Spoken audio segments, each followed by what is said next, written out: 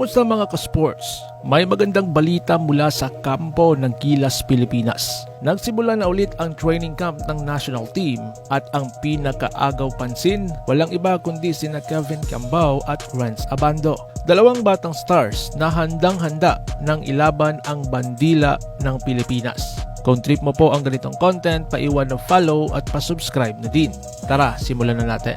Matapos ang ilang linggong paghihintay at pagtutok sa lineup, balik ensayo na ang Gilas Pilipinas. Present sa practice ang ilang core players at of course, ang dalawang pinag-uusapan ngayon, si KQ at Renz Abando. Makikita sa mga videos mula sa Gilas Camp ang intensity ng kanilang ensayo, running plays, shooting drills at defensive sets. Ramdam mong seryoso ang team sa paghahanda para sa FIBA Asia Cup at mga international games. Si KQ, kahit bagong salta pa lang sa Senior Gilas, parang veterano na kung kumilos. Mature na maglaro, may vision sa court at mas lumakas pa lalo ang kanyang katawan. Isa siya sa mga pinaka-consistent sa drills at scrimmages. May mga highlights pa siyang step back 3 at mga no-look passes. Hindi mo akalaing kakagaling lang niya sa mga NBA Pro Day sa Las Vegas pero lutang na lutang ang kumpiyansa niya ngayon. Ito naman si Renz Abando, balik Gilas with no more swag. Mas explode